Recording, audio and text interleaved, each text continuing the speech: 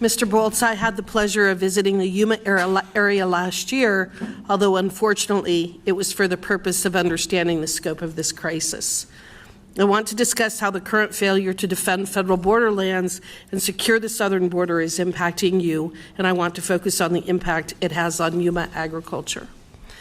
I was incredibly fascinated to learn that between November and March, as much as 90% of our nation's leafy vegetables like lettuce are grown in Yuma.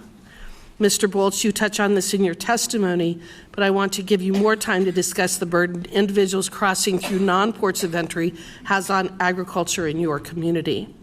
What does this do for crop production? What I specifically would like to get to is, can crossings through your fields result in mandatory significant crop destruction?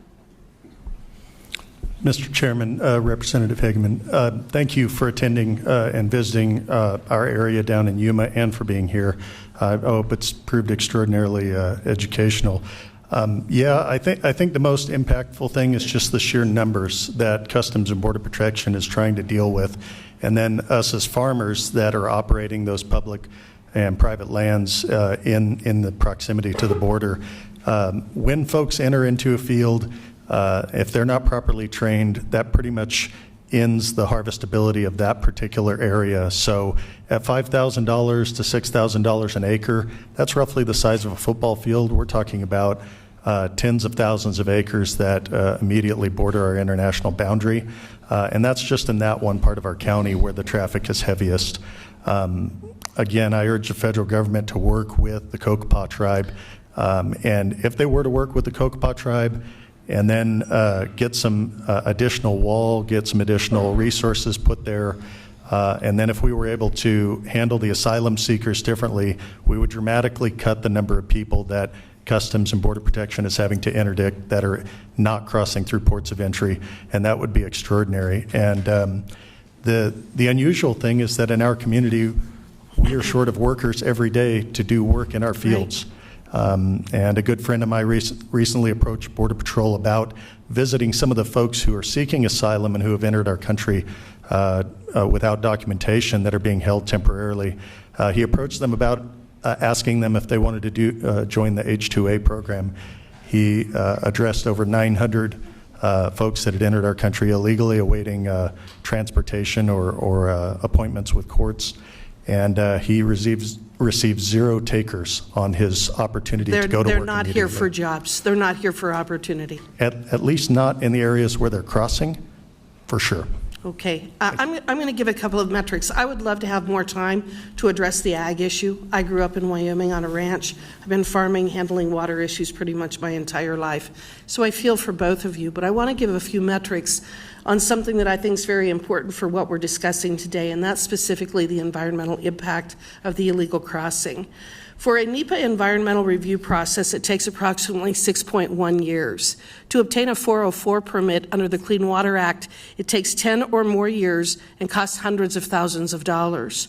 Over $1.7 billion is spent each year by the private and public sectors obtaining wetlands permits and to be allowed to undertake even the slightest disturbance to a creek or waterway. I had a case several years ago. I'm a water attorney, and I had a lawsuit in Wyoming where one of my clients cleaned out an irrigation ditch, affected 2.1 acres of land on his own property. The EPA concluded that that was a navigable water of the United States, brought a lawsuit against him, and when we went to trial, he was facing penalties of almost $65 million for cleaning out an irrigation ditch on his own property.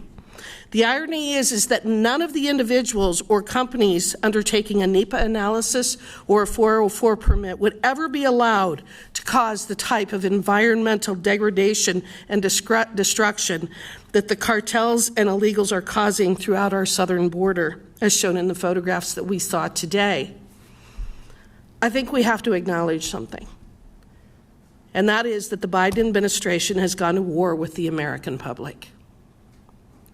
They have elevated the financial interests of the cartels above and against us. They are turning a blind eye to the environmental destruction that is being caused by the cartels and the illegals, and we are being punished for it.